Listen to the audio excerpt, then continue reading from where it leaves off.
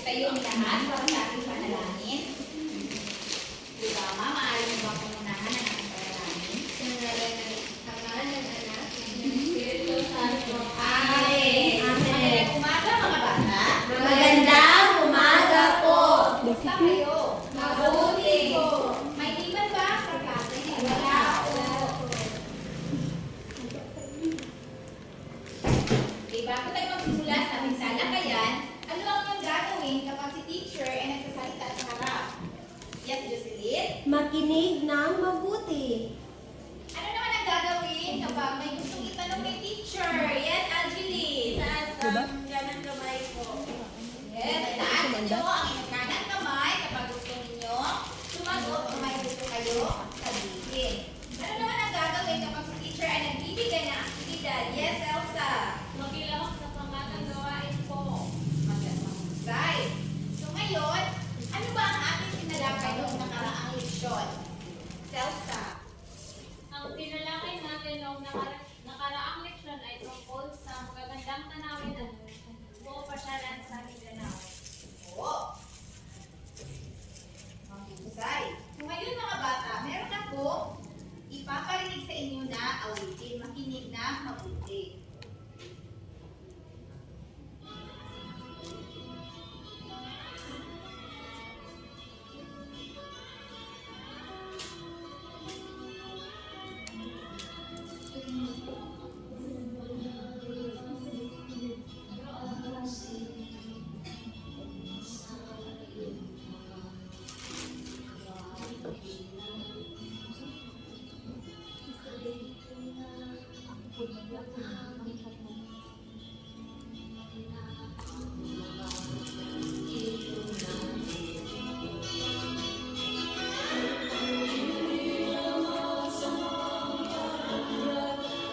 Ang baho ba? Ang baho ay yung perfume nandiyan eh.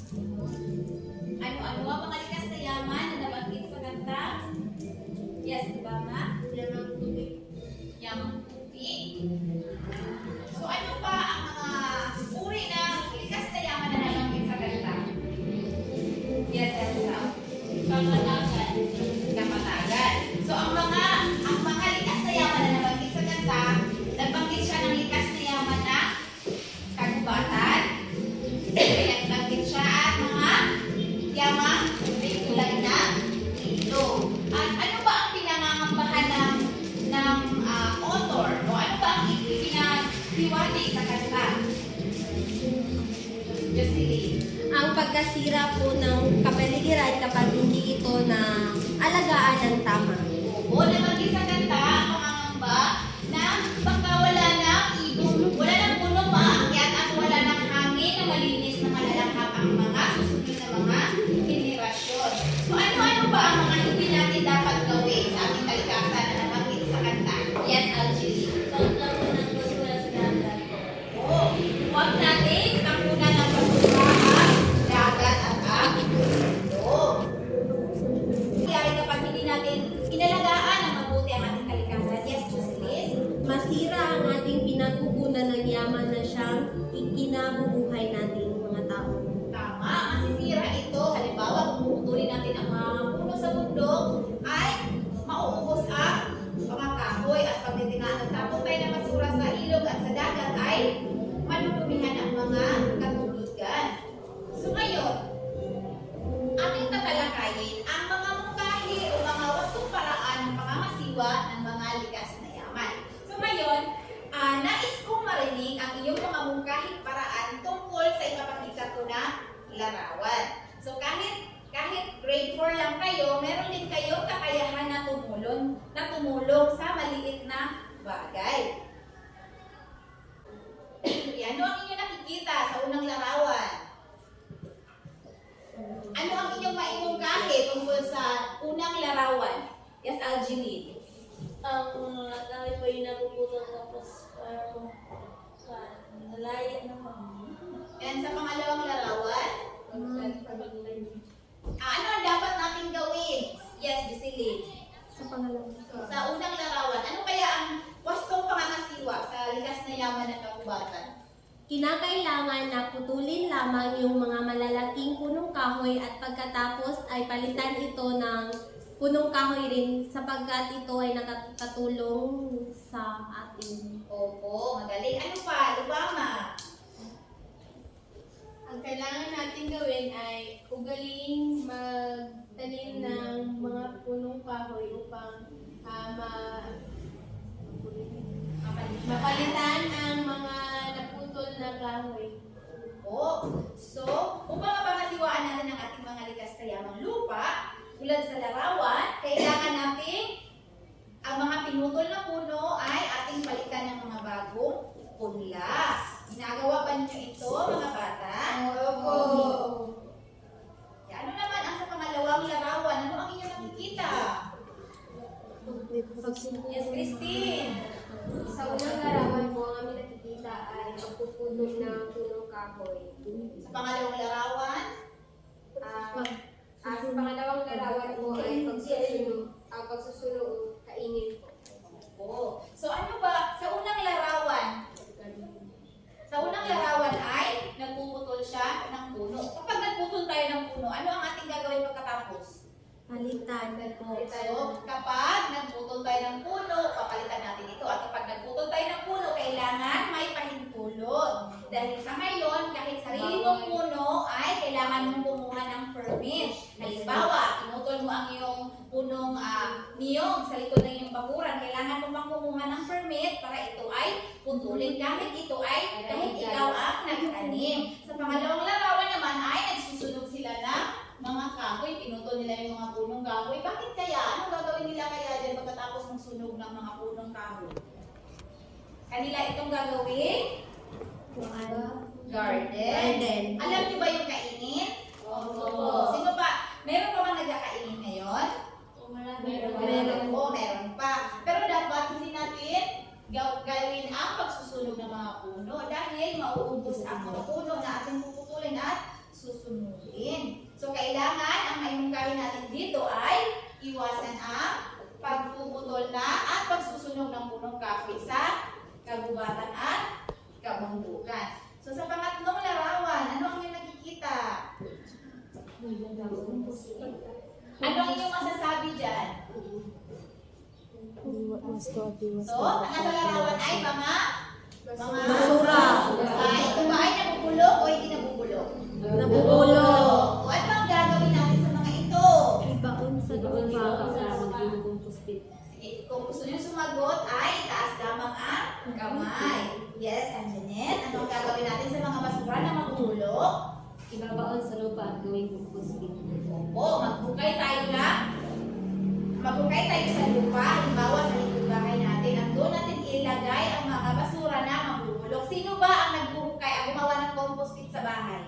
Kami. Oo, magaling. So, dito, kailangan tayong gumawa ng hukay. Pakibasa lahat. Gumawa ng hukay sa lupa at dito itapon ang mga basura na nabubulok dahil kapag natunaw ang mga ito ay maaaring gawing pataba.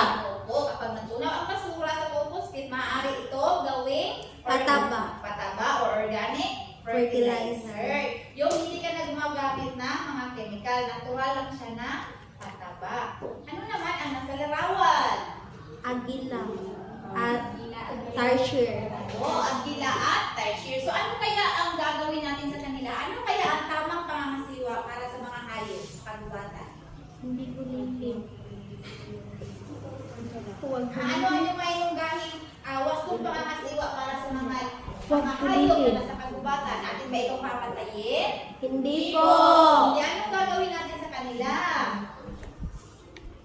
Huwag saktan, huwag hulihin o huwag patayin ang mga hayop sa kagubatan, lalo na ang mga endangered species o mga hayop na malapit na maubos.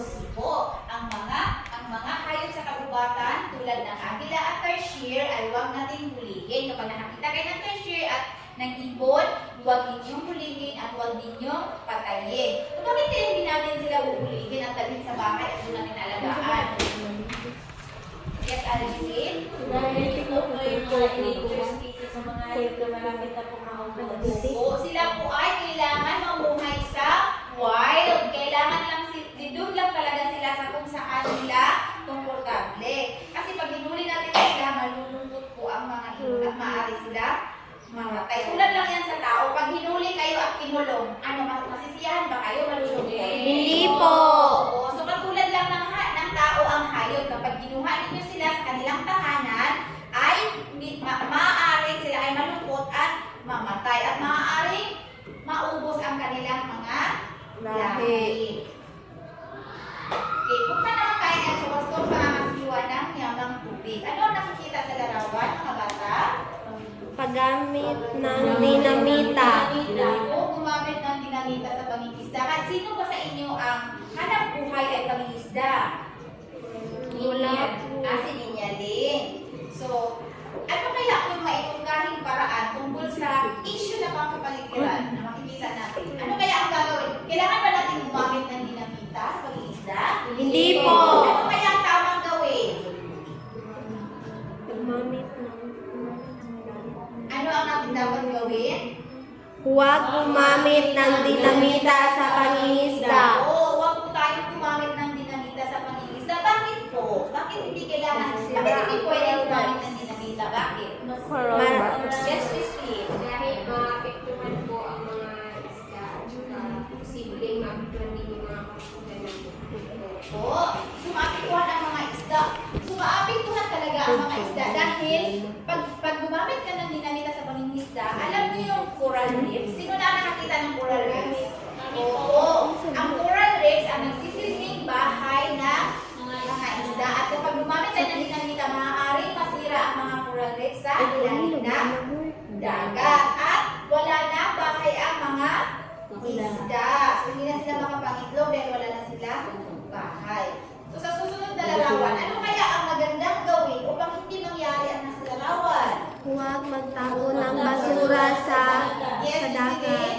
Huwag magtapon ng mga basura sa dagat po. Oo, wag po tayo magtapon ng basura sa dagat o sa katubigan dahil masisira, madudumihan ang tubig at maaaring ang mga isda na nanirahan sa ilog o sa dagat ay makain ang mga basura na itinapon natin sa tubig. Sa susunod na larawan, ano ang inyong nakikita? Squatter area. Oo, yan po ang mga bahay na itinayo sa tabi ng ilog o sa mga estero.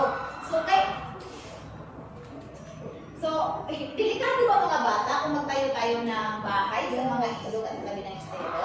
Opo. Bakit kaya delikado ito? siya sapagkat ang pag lumakas ang ulan at bumaha, maaaring madala ang mga kabahayan. At ipinagbabawal din ang pagtatayo ng mga bahay sa tabi ng ilog dahil tingnan mo ang mga basura nila. Saan nila tinatapon? Sa ilog. Sa ilog, opo. Dapat bang gawin ng kita? Kayo ba mga bata, nagtatapon ba kayo ng basura sa mga ilog? Hindi po. Sino ba sa inyo dito ang nakatira sa tabi ng ilog? Wala. So mga bata, huwag kayong magtayo ng bahay sa tabi ng ilog at ng estero dahil ano mangyayari kapag doon kayo nagtayo ng bahay?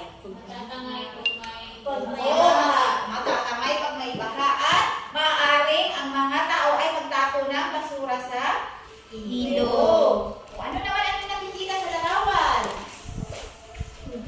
Ano yan? Sino ang nakakakilala sa picture? Yung sa isda. Yan mga bata ang water treatment plant na kung saan nilalagay muna ang maduduming tubig yan galing sa mga alagaan, sa mga CR, lalong-lalo na sa Maynila. Diba madami nakatira doon. Tapos yung tubig, hindi maaaring ilagay, itapon mo direkta sa lawa o sa dagat. Kailangan mo nang iproseso ang mga ito upang maging malinis at saka walang makawalan sa katubigan. So ang kahit paraan dito ay basahin lahat. Matayo ng water treatment plant upang linisin ang maruruming tubig mula sa pagawaan o alagaan ng mga hayop at tahanan. So yan anong tawag dyan? Water treatment plant So para saan ang water treatment plant? upang linisin ang maruruming tubig mula sa pagawaan. Opo. So yan ang nagpo-proseso. Tingnan nyo dun sa unang kahon. Diba brown pa siya? Then i-transfer sa next. Then i-transfer dire. Pag abot sa last na kahon, tinaw na siya. So maaari, pwede na siyang gamitin ulit, i-recycle, pang-bisbis, pang-buko sa CR. So maaari ba itong mainom? No. So meron sa mga balita na pinapakita nila na iniinom nila ang tubig galing sa water treatment plant. So ito daw ay malinis at pwedeng mainom. Pero kayo ba mga bata, sa sobrang dami ng CR, halimbawa ang tubig galing sa CR, tapos ilagay dyan sa water treatment plant, tapos iinom ba kayo? Hindi po! Opo. Parang iba, parang madumi pa rin, no? Ano naman ang gagawin natin? So, base sa inyong mga nakikita kaninang larawan, ano kaya ang gagawin natin sa mga basura natin? Upang hindi magkalat sa mga ilog at kung saan-saan pa. Reduce, reuse, recycle. O kailangan natin isabuhay o isagawa ang 3 R's. Ano nga po ang 3 R's? Reduce, reuse, recycle. O, ano po ang reuse? Sino po makapagbibigay ng kahulugan? Ano ba ang reuse?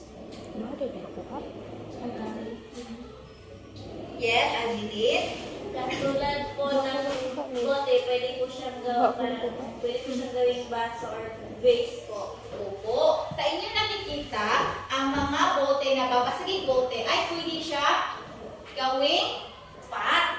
Nilagyan siya inarrange po siya at nilagyan po siya ng semento at tinaniman ng bulaklak. Katulad ng plastic na bote na nasa larawan, ginawa ito flower pot. So ang reuse ay, ano ang reuse? Muling paggamit ng bagay na luma o pagrenta ng lakas sa halip na bumili ng bago. Oo. So sa halip na bumili ka ng bagong pot, meron ka namang maraming bote sa likuran nyo dahil sino ba ang tatay dito ay mahilig mo uminom? Opo. So marami na kayo naipong bote. So sa halip na magkalat lang yan dyan at mabasag, so gawin ninyo itong florera. Sino ba sa inyo ang mahilig magtanim? Kami po. Oo, mga plantita. So susunod na larawan naman ay, ano ba ang reduce? Ano ang reduce? Base sa inyo nakikita. Ang reduce ay Ito ng pagbawas sa paggamit ng mga bagay na hindi mabuti sa kapaligiran tulad ng plastic. from the word reduce.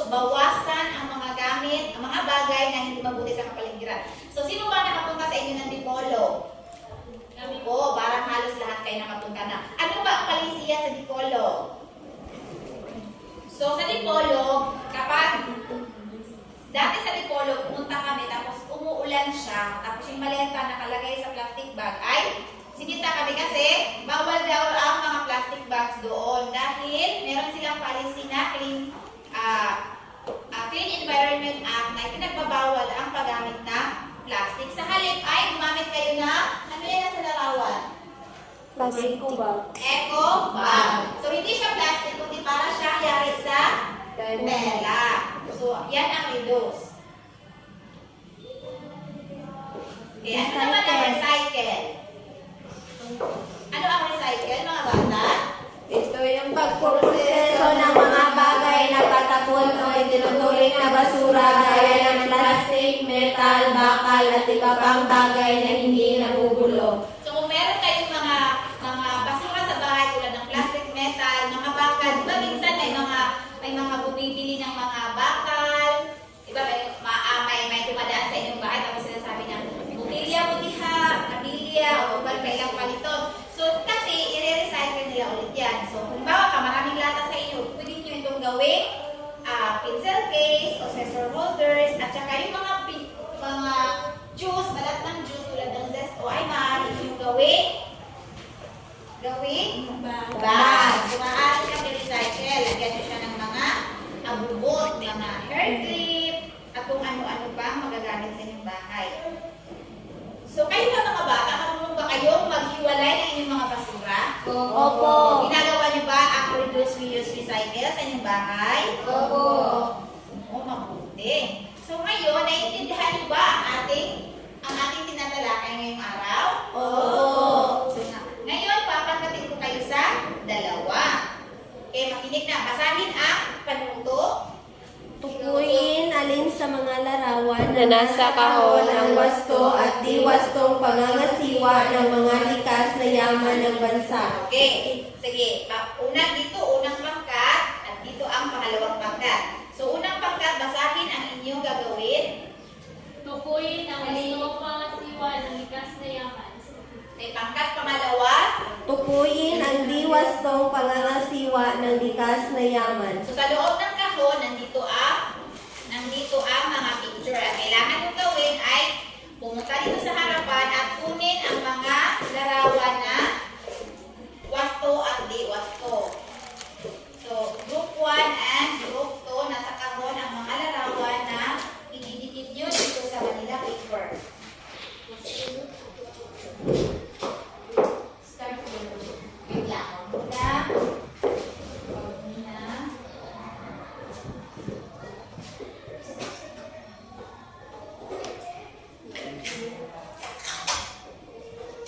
So, bago nyo gawin ang inyong aktibidad, ay meron tayong criteria sa ating gawain.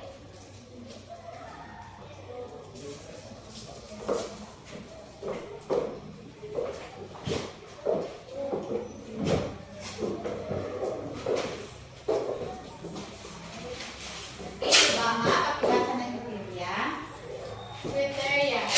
Nilalaman 5 puntos. Lahat ng idinikit na larawan ay nasa tamang hanay. 3 puntos, 1 o 2 sa idinikit na larawan ay wala sa tamang hanay. 1 puntos para sa isa lang ang tama sa idinikit na larawan sa mga hanay. Kooperasyon. Lahat ng kasabi ng grupo ay nakilahok, 5 puntos.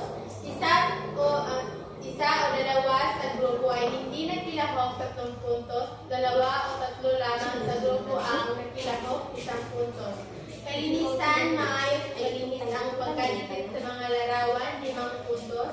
Hindi gaanong maayos ang pagkadikit sa larawan, 3 puntos. At hindi maayos at hindi malinis ang pagkadikit sa larawan, 1 puntos. Okay, maaari nyo na gawin na yung aktibidad. Bibigyan ko lamang kayo ng 3 minuto upang lumuha at dikit ang mga larawan.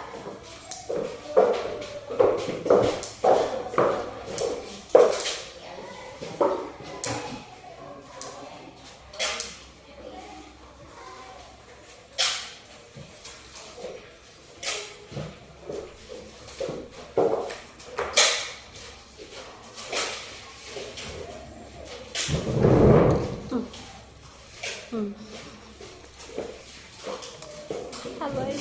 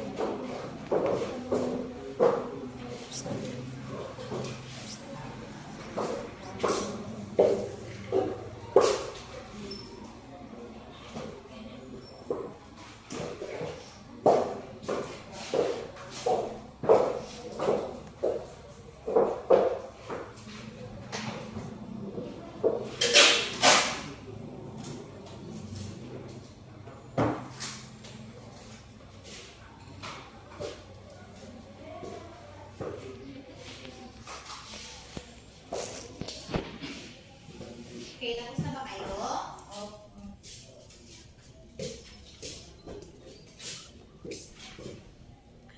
Okay, tingnan ninyo ang inyong mga gawa. Tama ba na dito natin ilagay sa wasong pangasiwa ang pagtatanim ng puno? Paano naman ang pagtatanim ng mga halaman sa mga bakanting lote? Ito ba ay tamang pangasiwa? At ito pangatlong larawan. Anong ginawa sa tatlong larawan? Nag-trip? Planting. Ito ba ay wasong pangasiwa?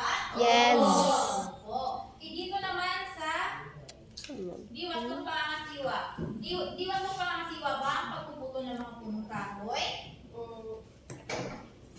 Ano naman paano naman ang pangalawa? Ito pagtatapon ng tubig galing sa mga pabrika. So ito ba ay wasto o diwasto? Diwasto. Paano naman ang pangatlong larawan? Pinutol nila lahat ng puno. Ito ba ay wasto o diwasto? Diwasto. Tama. So ngayon, magbibigay ako na feedback tungkol sa inyong ginawa. So sa unang, sino ang may gawa sa wasto pangasiwa? Sino ang nagdikit? Kami. Unang pangkat, pangalawang pangkat. Unang pangkat. Okay, sa unang pangkat, binibigyan ko kayo ng 5 puntos dahil lahat ng larawan na inyong idinikit ay nasa tamang hanay. Sa kooperasyon, binibigyan ko kayo din ng 5 puntos dahil lahat ng kasapi ay nakilahok. At binibigyan ko kayo ng 3 puntos sa kalinisan dahil hindi naayos ang pagkakadikit ng mga larawan. So, ang score ng group 1 ay 13. So, sa group 2 naman, binibigyan ko sila ng 5 puntos sa nilalaman dahil lahat ng dinikit na larawan ay nasa tamang hanay. Nakikita niyo naman. At sa kooperasyon naman, binibigyan ko kayo ng 5 puntos dahil lahat ng kasapi sa grupo ay nakilahok. At 5 puntos sa kalinisan. Lahat ay nakakuha. Ang pangalawang pangkat ay nakukuha ng 16 points. So ngayon naman, isa pang aktibidad. Gusto niyo pa ba ng isang aktibidad, mga bata? Ngayon naman, basahin ang panuto sa pangalawang aktibidad. Algili. Sa kaparehong grupo, itaas ang salitang wasto kung ang pangungusap ay nagpapakita ng wastong pangangasiwa ng likas na yaman ng itaas ang diwasto kung ang pangungusap ay nagpapakita ng diwastong pangangasiwa ng likas na yaman ng bansa. Naintindihan niyo ba ang gagawin ninyo, mga bata? Ano daw ang inyong gagawin? Itaas ang salitang wasto kung ang pangungusap ay nagpapakita ng wastong pangangasiwa ng likas na yaman. at itaas ang diwasto kung ang pangungusap ay nagpapakita ng liwasto pangangasiwa ng likas na yaman ng bansa. Handa na ba kayo, mga bata? Yes! Bawat isang sagot ay may equivalent na points. Okay, handa na ba kayo? Unang pangungusap. Ma'am! Wastong pangangasiwa. So, ang unang nakataas ay 1. group. 2, ma'am. 2.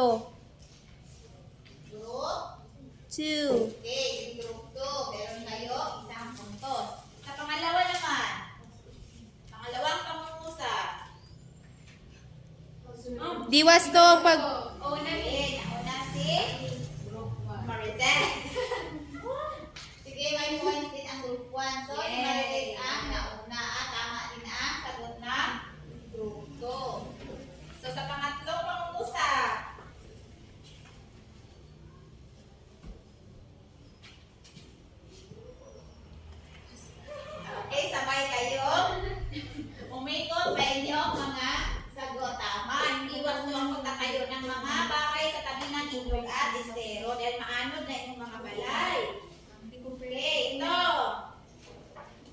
wastong pangangasiwa. Okay, na medyo nalito pa guys. Tama ang inyong mga okay, read na to.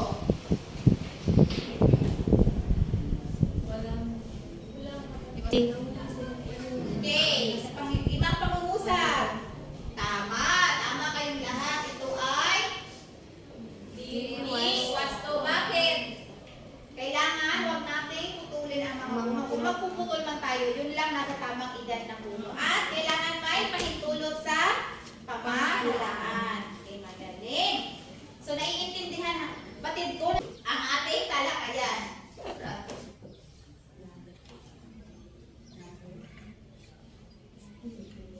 Okay. So, bakit kaya kailangan nating malaman ang wastong pangangasiwa ng ating mga likas na yaman? Bakit kaya? Marites? Ha. Bakit kailangan nating malaman ang wastong pangangasiwa ng likas na yaman ng bansa? Kailangan natin na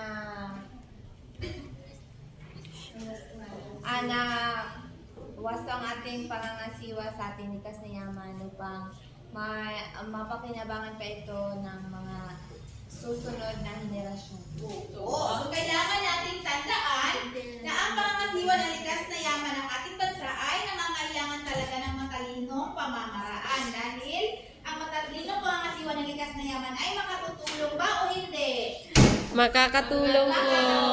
Oo, upang higit na mapanatili at mapakinabangan ito sa susunod pa na henerasyon. Tama ang sagot ni Marites. So, may tanong pa ba kayo tungkol sa ating talakayan ngayong araw? Wala po. So, ngayon, kumuha kayo ng isang pirasong papel at sagutan ang ating pagsusulit. Tapos na ba kayo mga bata? Opo. Okay, magaling. Kolektahin ang papel, susulit at ipasa sa akin. Opo. Ngayon mga bata, kopyahin ang inyong takdang aralin. Basahin muna ito, Lubama, takdang aralin. Magbigay ng 5 larawan ng mga bagay na nilikha mula sa basura. Idikit ito sa short bond paper. Halimbawa, larawan ng florera yaring sa plastic na bote. Okay, naintindihan niyo ba ang inyong gagawin mga bata sa isang takdang aralin? Opo. Ano mga